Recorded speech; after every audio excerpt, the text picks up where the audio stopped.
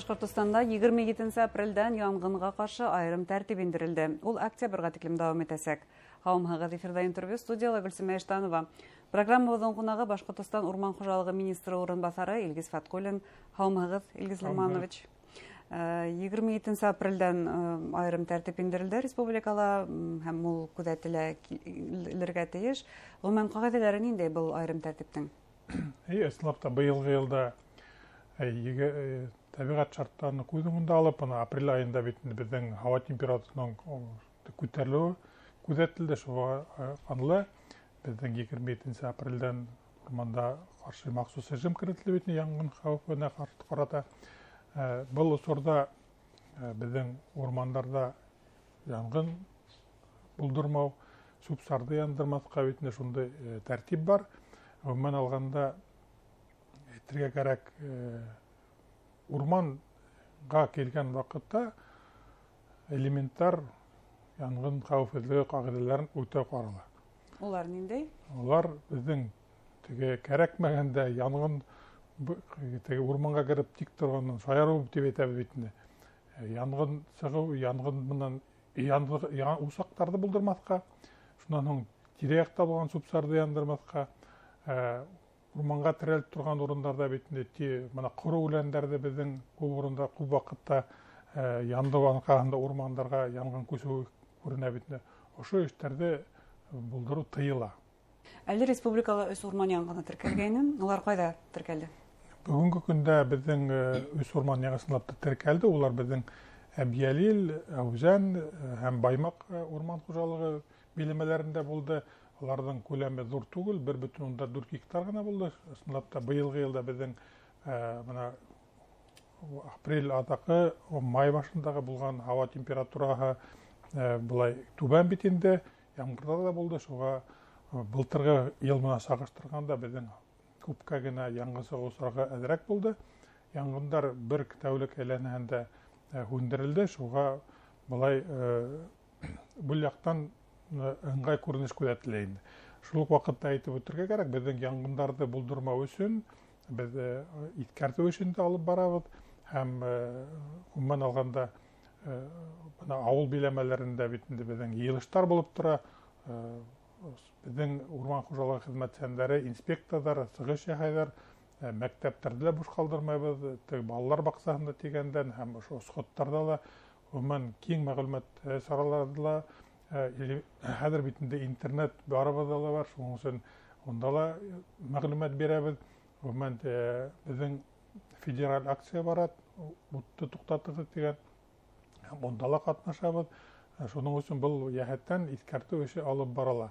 Гомумән эштәр алып барганда инде безнең мына минераль заттар дип әйтәбез инде, урман читтәрендә, авыл читтәрендә безнең гомумән дөйм алганда 11,000 километр алына торган был эш башкарып тора. Бүгенге көндә 3,000-гә якын километр ошо минераль заттар эшләнде һәм был планга ярашлы рәвештә эш алып барыла. Ул ни тиклем ярдәм итә ошо заттар? Был заттарның бәләкәй янгын сыккан вакытта ул әлбәттә ярдәм итә һәм мотлак рәвештә аны эшләргә кирәк. Ни өчен дигәндә безнең авыл биләмәләре, күп кенә авыл биләмәләре битендә урманга терәлеп торган урындар бар. Онда без хакимият башлыкларына, урындагы авыл хакимиятләренә иткерәбез. Ошо 10 метр араны субсардан тиз янып китә торган материалдан тазартырга кирәк. Ни өчен дигәндә менә бүгенге көндә битендә күрәһегез, һава шартларының температура әз булуга карамастан бик көчле җилләр була. Шуңа өчен бәләкәй генә очкында нык зур бәләгә китерү ихтимал. Күптән түгел һәм матбугат конференциясында һорау бирелгән бисәнсләргә яйгы нимә эшләргә. Чөнки әлеге вакытта әлбәттә бисәнсләр әллә ни усак ягып бисән сапмый, шулай да усак ягу бисәнлектә я булмаһа көтүлектә улар усак ягырга рөхсәт бармы аларга? Бұл мәсьәләгә бик игътибарлы караган. Без бит инде элементар янгын хәвефе кагыйдәләрен саклаганда, усакты дөрес итеп якканда, шул ук ердә бәләкәй генә кадып 30 сантиметр тигелем тыныс урында әгәр дә ашу әдерләргә булса, бұл әлбәттә аның китиктирүү иши булмай.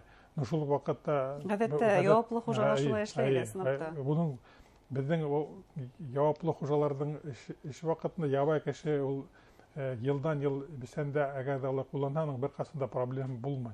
Безнең гадәттәгесә бит был шаяру вакытындамы или просто яндырып киткән или куры үләннәрдә янган вакытта бит инде шул ут сыгудар күзәтелә. Шуннан соң әйтермен тагыла бер һүз был бuna үзегез әйттегез хәзерге вакытта бесән эшләү ул тик күбрәк бит техник рәвештә техника кулланыла. Шуга техниканың төзеклек икәнен карарга турбаларынан нинди искра сыгып или шул вакытта бесән сапканда ихтимал бесәү сабып курамалдарын ташка эләгеп шундай оскун сыгып янган сыгып китмәүен күзенә тотырга кирәк. Тәмәке төпсектәре. Тәмәке төпсектәре гомумән игътибарлы булырга кирәк. Безнең хәзерге вакытта халык ул яктан күреп бана күпме генә күзәтү өчен алып барһак, былтыргы елларга карап күрәбез бит тәмәке төпсегеннән дә янган сыгып үзенең эшләгән эшен юкка сыгаргандары бар. Шуңа бул игътибарлы булырга өндәйбез халыкта. Гомумән бу үзебез яшәгән йөр, үзебезнең хуҗалык дип әйтергә кирәк, шулай бит. Илгиз Лерманович, бuna ирекмәндәр отряды турында ла инде ничә ел республика янгындары вакытында был тәҗрибәне кулланырга тырышабыз. Гомумән кем ирекмән була ала? Чөнки уларны махсус укыту кирәк. Ул урман янгынын һүндерү ябай гына эш түгел. Снап та шулай, урман янгынын һүндерү эше ул ябай гына эш түгел.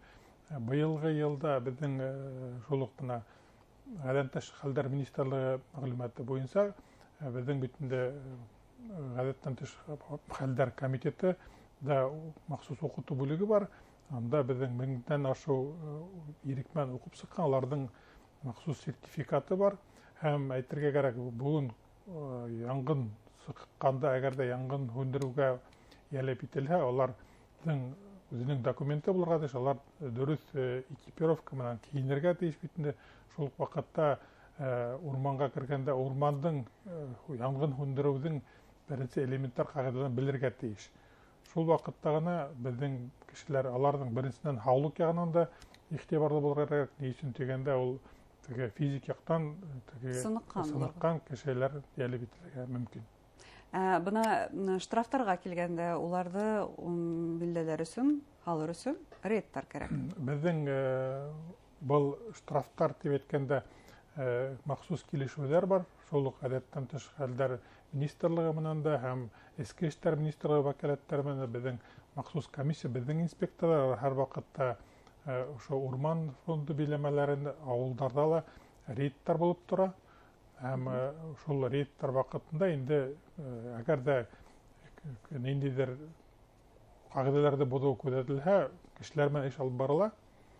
Монда иң мөһиме аңлату эшләре шулай бит. Әлбәттә, без бүгенге көндә бернидә дә кешеләргә күп итеп штраф алырга дигән максат куелмаган бит. Но гомумән ошо искәртү алып барганда кешеләр игътибарлы, унга хәзер игътибар итәләр. Ни өчен дигәндә штрафтарның күләме 40 артты.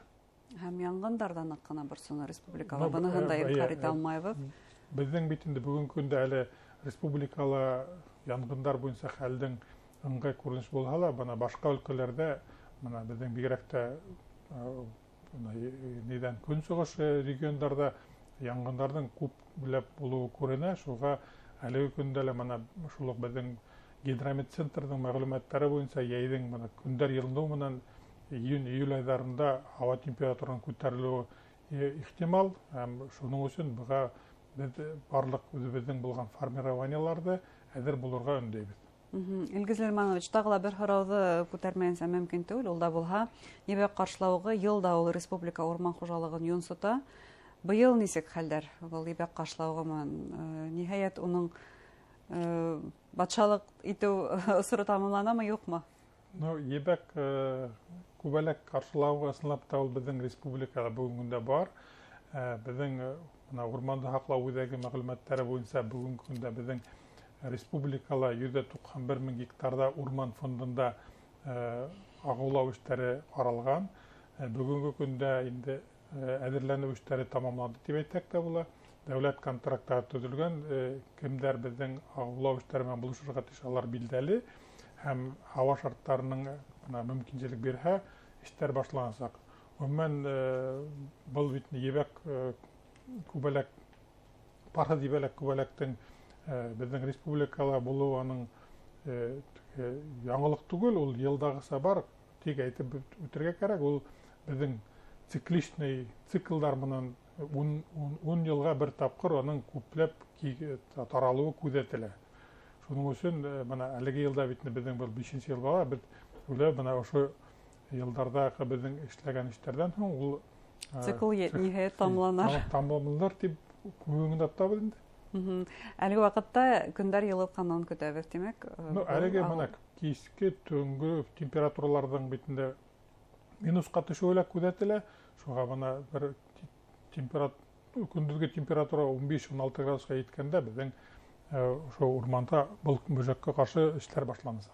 Гомумән кайһы районнарда була? Мөгаен мәгълүмат иткереләдер алдан. Алдан безнең райондар менән эш алып барыла. Бүген республикала был эшләр 16 район безнең төп өлеш, безнең если райондарда карасак, ул 5 урманчылык биләмәһе була. Ул безнең Әлшәй урманчылыгы, Туймазы, Өфө һәм Архангел.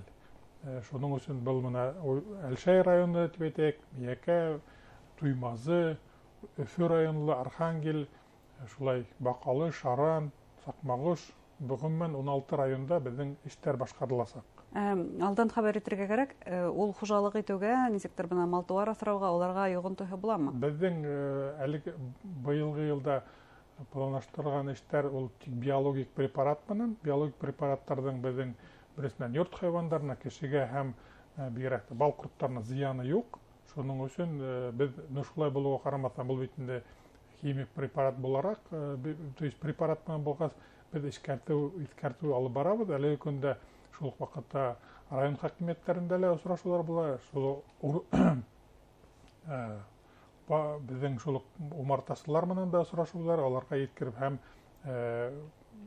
районда сыккан басмаларда мәгълүмат чыгасак һәм интернет селтәрендә бирәбез. Асан эшләр башлансак. Зур рәхмәт сезгә әңгәмәгез өчен. Хөрмәтле тамашачылар, безнең студияда Башкортстан Республикаһы Урман хуҗалыгы министры урынбасары Илгиз Фаткуллин булды. Игътибарыгызга зур рәхмәт.